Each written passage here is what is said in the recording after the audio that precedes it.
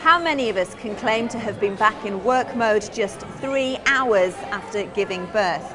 Well, Nicola Cook is a motivational expert, a writer and a mum.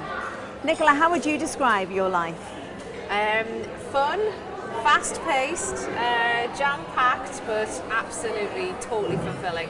So tell me a little bit about what it's jam-packed with. I like to be busy, that's certainly for sure. You know, I love businesses. I have two main passions in life. One is business and one is people. So all of the things that I'm involved with combine those two. So I just love what I do. You haven't always worked for yourself. How did that all come about? Like most people, went through the route of getting a job and climbing the career ladder, and then I got a bit disillusioned really when I was in my early 30s. I had a major shift in my life. My first marriage ended in divorce, and that gave me an opportunity really to reassess exactly who I was, what I was about, what I wanted to do with my life. And it was at that point there that I thought I want to be in charge of my own destiny here, and that was my real motivation really for starting my first business 6 years ago. 6 years ago, what's happened in that 6 years? I'm now on to company number 3. I still have, none of them have gone out of business. I've written 2 books, I've remarried, I have a 3-year-old son, and life's really pretty good, pretty damn good. I wake up every morning and feel blessed. Yes, I don't think I need to ask you what motivates you, but what's your philosophy then? Well, I have a very strong belief, which is what my first book, A New You, was really based upon, is that success in life is 80% right mindset and 20% right skills and know-how. And as long as you make the decisions and you set the goals and you make those choices, the hows will work themselves out. And that's really my key. If I'm in a place where I'm not quite sure what I'm going to be doing next, or I'm not quite sure how it's all going to work out, I just focus on what it is that I want and what I want to create for myself and my family, and you take that first step and then you find the next one and you keep going. I mean, anybody who runs their own business works extremely hard. How do you balance that with the partner and the child, and who has the most influence at home?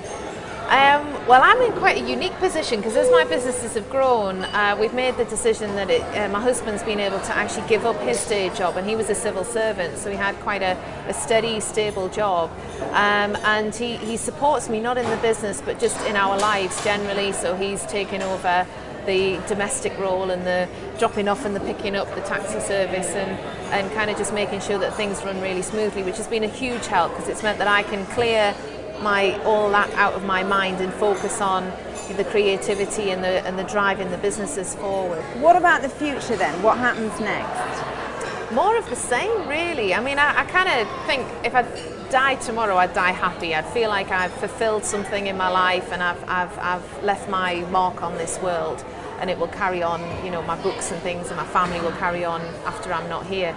But I love businesses, as I said, so I've got some new business ventures. I've got a new business that I've actually just launched 6 weeks ago, which is just in its infancy, and that's a marketing company, which is a new area for me. And I'm working with a business angel.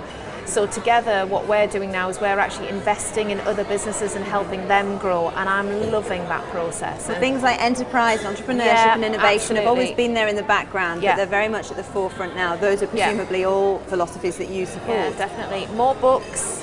Definitely want to write some more books. Like to extend my family if I can juggle all the balls and keep it all. So success, define success for you. For some people it's money, for some people it's recognition. Yeah, that's a really interesting question, because if you'd asked me that question 2 years ago, I would have given you a very different answer, because at that time my vision and my goal was to grow a very big business. Big as in employing lots of people, big premises and so on. And I was into that route, and I did have quite a big staff at the time and a business that was growing, but it was struggling financially. And I had a real wrangle, when the credit crunch came along and actually sales fell, and like many businesses I had to make cuts and I had to let a lot of that go. And when I looked at it, what I realised is that I was defining my success by other people's model of what success is. So when I say I've got an amazing life now, and it's because I've taken the opportunity to reassess that, and for me success is exactly what I'm doing right now. I've got that work-life balance. I still have a lot of companies, a lot of activities, but a very, very, very lean, profitable business. And that's the model that I want to continue to grow. So it gives me that flexibility that if I want to spend time with my family, or if I want to take 6 weeks out and write a book or do something, then I can. setting up your own business is a very scary prospect for most people. Were you scared? What advice would you give to anybody setting out? Totally petrified. I mean, learning curve like this. There's so many what if questions. You know, what if this happens? What if that goes wrong? What if I lose everything? And my way of dealing with it at the time was I just kept working all of those through to like, well, what is the worst that could happen? And providing I got back to whatever that answer was, and I thought, well, I could handle that if that happened, then that fear kind of goes away. So, you know, well, what if the business didn't work? Well, I could always get a job. Or what if I couldn't get the kind of job I wanted? Well, I'd get a job.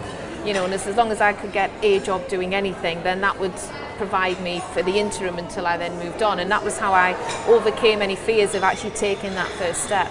I think you've proved you just go out and grab it with both hands. Absolutely, yeah, definitely. Nicola, thank you. Thank you.